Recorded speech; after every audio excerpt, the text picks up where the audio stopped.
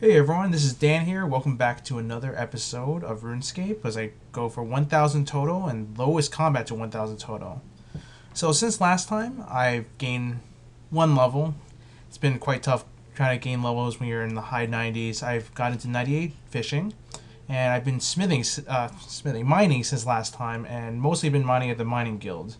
Currently 154k from level 93. Now, you might see that everything is in another language. I'm currently on the German server because there's a lot less bots here. Everything's still the same. Everything's the same spot. You just don't see any bots here. And it's also the same with all the other servers, foreign servers. You got Portuguese, and you have what is the other server? And the French server. However, that's only 3 servers. So see it as you wish. So today we're going to be taking a look at some of the places that you go mining. But before that, I have a small introduction here to the different types of things that you can mine. Okay, so the first thing that we can mine is the iron ore. Probably the most common thing to mine. It requires level 15 mining to mine. That's it, just level 15. But I don't suggest you mine until probably level 30 plus. And find a quiet spot away from everyone else to mine it. So the XP rate for iron is about 35,000 XP per hour. Power mining, that means mining and dropping and stuff like that. And 50,000 per hour in the wilderness, and that includes the urns.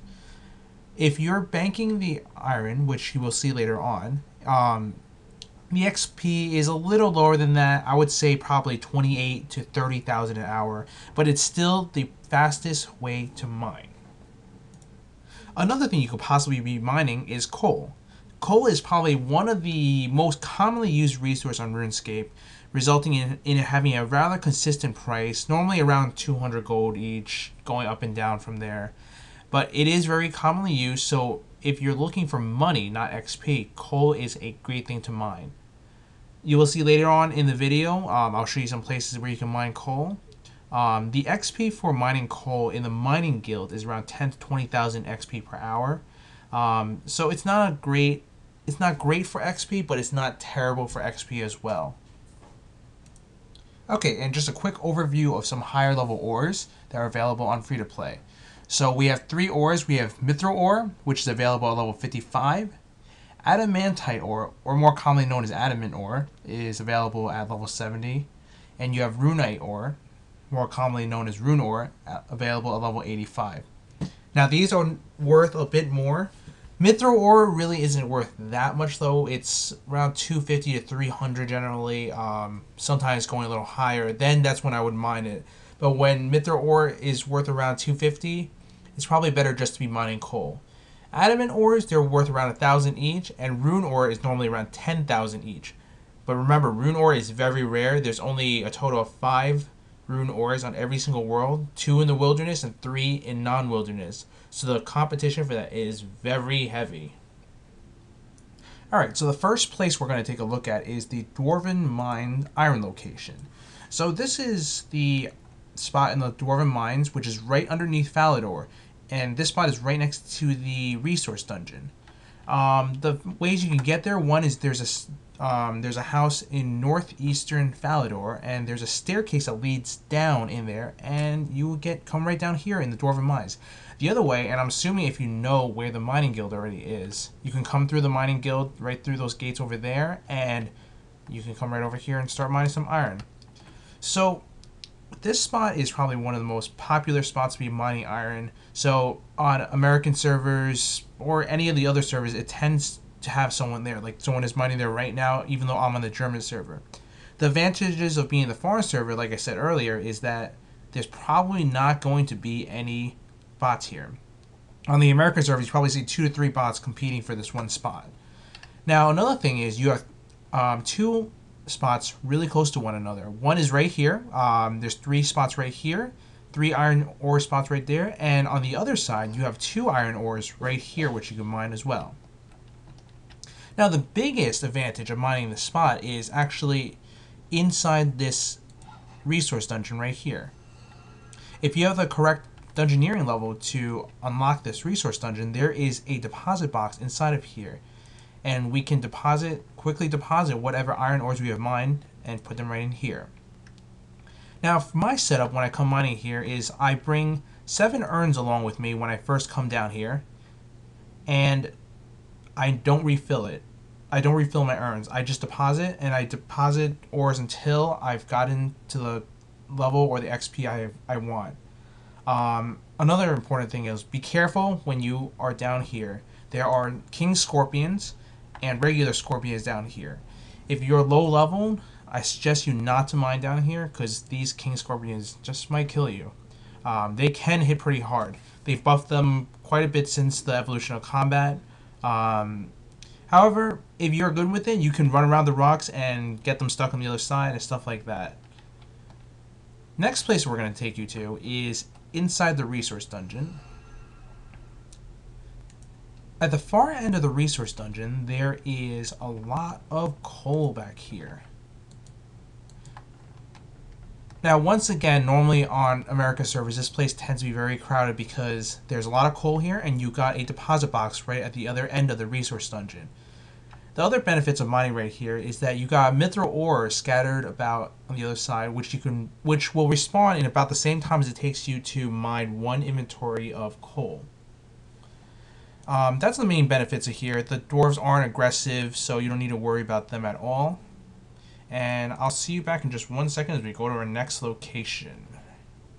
Okay, we're back once again. This is the glorious place known as the Mining Guild. So you can see there's coal everywhere in here. Coal everywhere. And some mithril ore scattered between. So this is a great place to mine. Especially if you need some money. There's tons of coals here. I don't even know how many there are.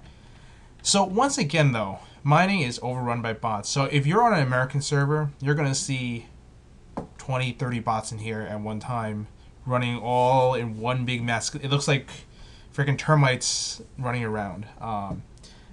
However, if you're on a foreign server like I am right now, you'll basically see no one here, which is great. You get all the coal that you want. Now, another advantage of this location, and before that, this is right behind Falador East Bank. Falador East Bank. There is a little building right behind the bank, and there's ladders going down. Now, it does require 60 mining to get in here, so just bear that in mind. So, another benefit of the Mining Guild is that there's a resource dungeon in there as well. Now, I'm not sure about the Dungeoneering requirement to get in here. I will definitely post the required levels needed for here in the description below, and also of the other dungeon. So, this resource dungeon, it does not have a deposit box. However, we have a vast amount of ores in here. We got 8 mithril ores, 4 adamant ores, and also 3 rune ore spawns. So when you're in between coal runs, you can pop in here and see if any rune has spawned. If you have 85 plus mining, any adamant, which someone is mining right now, or grab the mithril if you want. Normally, I don't grab the mithril just because it's not really worth my time. I just stick to the coal. Now, a very important tool to get if you are mining here is the coal bag. The coal bag holds an additional 27 pieces of coal, which you can fill up just by using the coal on the coal bag. It is a Dungeoneering reward, and it requires a total of 4,000 tokens. So that's 40,000 XP, which you need to get a single coal bag. You can only have 1 coal bag, though, so you cannot get more than 1. I also bring urns down here as well. If I'm using the coal bag, I bring 2 of them. Normally that fills up 1.5 urns. And if you don't have a coal bag, only bring 1 with you. You only have enough to fill up, I think, almost 1 urn. So the Mining Guild is definitely a great place, like I said before, if you need some money. Coal is a pretty constantly used resource. So we're going to go on to the next location, and I'll see you in a minute. Alright, and we're back again. This is now at Edgeville Bank. You might be looking at this going, there's no ores here. What are you doing, Dan? Now, the last place I'm going to take you to is actually in the wilderness. So just a warning before you go in the wilderness. Remember, when you die in the wilderness, you lose all your items. So take that into account before you wander into the wilderness. Now, for me, my setup before I wander in, I bring along 18 urns, my pickaxe, a little bit of food, and some armor. We're going to be heading over to the Hobgoblin mines, so make sure you bring armor. So the fastest way to get to the Hobgoblin mines is to run directly east from Edgeville Bank, go across the bridge, and go to the canoe station. Here, cut down the tree and prepare a canoe.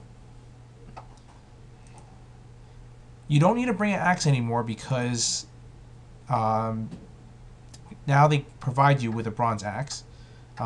Make the best canoe that you can make. I believe you do require a waka though in order to get to the wilderness. Come on. Alright, there we go. Get the boat in. And the very last one, the one with the skull and crossbone, is the wilderness. You cannot get back from the same route. You're going to have to come back either by walking or by teleporting. So let's head out. From here you're going to end up in a spot with moss giants and skeletons. Run directly west from here. And note this is level 47 wilderness. We're going to run directly west, and in about 30 seconds or so we're going to end up at the Hobgoblin mines. Okay, we're finally there at the Hobgoblin mines, and I already got a bunch of hobgoblins lined up ready to attack me. So, since I got here, I did maneuver around a little bit, getting all of them stuck. So, normally with the Hobgoblin mine, it's for power mining since there's no bank nearby. So, we are going to use the action bar. We're going to drag iron ores into the action bar along with the urn and use that to drop. The hobgoblins do become unaggressive after about 10 minutes. But until then, make sure you're keeping safe. Don't let them kill you. Normally I only bring 3 food with me. That should be enough for me to get most of them stuck. And if one of them is attacking me, I should be able to survive that. There are a lot of ores at the Hobgoblin mines. You got everything from iron all the way up to adamant.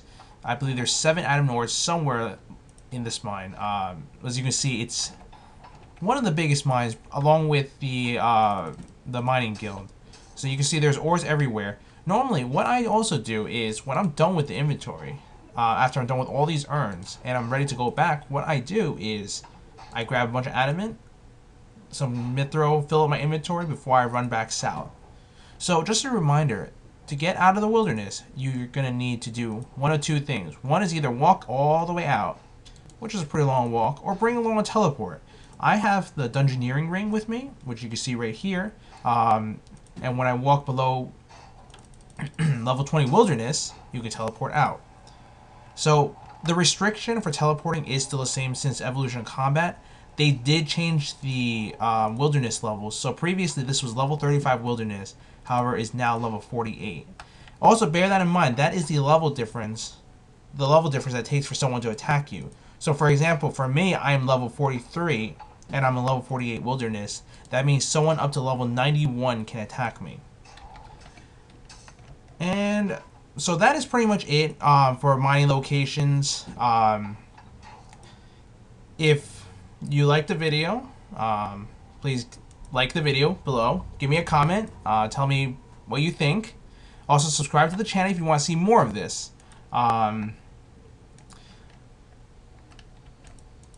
I'm going to be coming up with another video next week, Friday, same time. Well, I'm going to be making them on Fridays and probably publish them on Saturdays because it's going to take me a while to edit these, put them together. And like I said last week, I'm student teaching. Right now I'm doing math. If you guys have any questions you want to ask me, if I can answer them, I will answer them. But post them in the comments below, and I'll be sure to read them and give you an answer in the next video. Either way, until then, see you next time.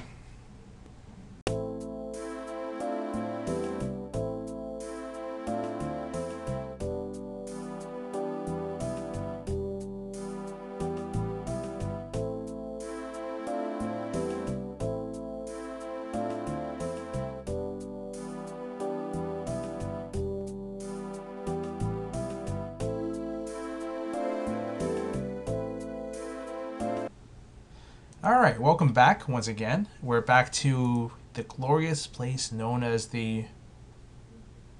Where is this?